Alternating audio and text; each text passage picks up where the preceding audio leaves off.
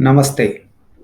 I am Dr. Naresh Bana, and today I am going to tell you about the first port PPP project of India. Yes, the Nhava Sheva International Container Terminal. Nhava Sheva International Container Terminal is first private and most modern container terminal in India. It's located within the Jawaharlal Nehru Port at Uran in state of Maharashtra near Mumbai. Indian economy, as you know, was opening up in 90s, and there was a desperate need to augment the container handling capacity, and thus the need arose to develop a modern container terminal, and there came the requirement to have a 600-meter piled wharf with 3 approach bridges, reclamation of about 20 hectares of land for container yard and handling facilities, construction of office facilities and electrical substation, automation and automating equipments, and for a capacity which they were looking at 1.3 million 20-foot equivalent units called TEU, that's the unit for container yards. Advisors were right from World Bank to all the top companies, since it was the first project, and the PPP was structured very diligently. Jawaharlal Nehru Port Trust took almost 2 years to float the tenders in 1996, and 1997 March they amended the Port Act to bring in independent statutory tariff regulatory authority called TAMP, and the winning bid was asked to set up a SPV, which was incorporated in January, and it signed a concession agreement with a landlord port, that is Jawaharlal Nehru Port, JNPT in short, in July 1997, and it was a 30 years concession. Consortium partners were, lead partner was P&O from Australia, Consortium Perkapalan from Malaysia, and DBC Group of India. Subsequently, P&O Australia was acquired by DP World.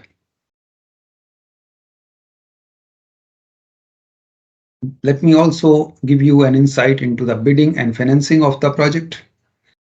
The bid criteria was maximum net present value of royalty, meaning the bidder who offers maximum net present value of the amount of royalty spread over 30 years would be the winner. So in this case, the winner came out to be P&O Australia and Consortium by offering as less as 2% initially and as much as 50% in the later part of the concession, having net present value highest.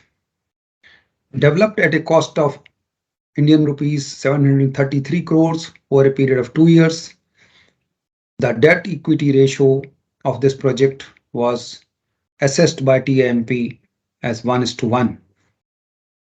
Project feasibility numbers ascertained that it doesn't require any VGF, that is viability gap funding. It was that bankable. And about 26% of the debt came in from ICICI-led consortium, and the balance debt of 177 crores came from other financial institutions. There was no major risk except for the regulatory risk, as the PPP was in infancy in India and many policy or regulatory framework were not fully developed. The analysis, if I say that the concession awarded to concessionaire NSICT for a port terminal like this has affected the public exchequer and user interest in several ways. The role played by the independent statutory regulator responsible for fixing tariff actually led to NSICT extracting inadmissible returns of rupees 524 crores during years 2002 to 2005. It further translated into annual returns of over 100% ROI. Can you have a project today which gives you more than 100% return on investment? This is one which has already given such returns. TMP also allowed the burden of royalty to be passed on to port users for payments post 2005. And that is when royalty was the basis on which NSICT was selected to be the concessionaire. So in a way, they allowed NSICT not to share the profits after 2005 because the royalty was to be paid out of the costs, operating costs. As a result, the port users have already paid more than 80% than what was due to them during this period, and they would continue to pay more as the capital costs and operating costs that form the basis of tariff determination were also not scrutinized and offered opportunities for gold plating. The role of regulators and ministry also needs to be mentioned.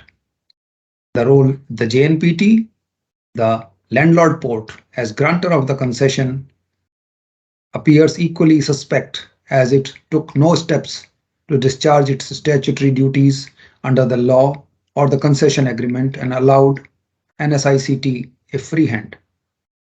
The Department of Shipping compounded matters by issuing directions which changed the tenor and structure of the entire deal against an estimated royalty of rupees 8,390 crores to be paid by NSICT to JNPT over the concession period. Its burden stands reduced to only 2,560 crores, that is only 640 million US dollars at that time exchange rates, an undue gain of rupees 5,830 crores, almost $1.43 billion, which would be borne by the port users during the life of the concession. And this input, these data, is based on a case study by Bharat Salotra in 2007, which was published. It is also interesting to note that the Minister for Shipping at central government in 2005-07 was also overseeing the highways.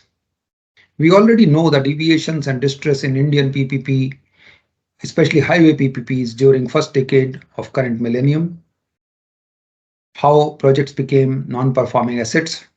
Therefore, it appears more of a deliberate plan to base the bids on royalty and PV, quoted, as I said, in increasing order 2% to 50% of profits during the 30 years life of project, which was soon declared to be considered as expense. So bidder got away by offering maximum expense, to say so. Maximum tariff, that is.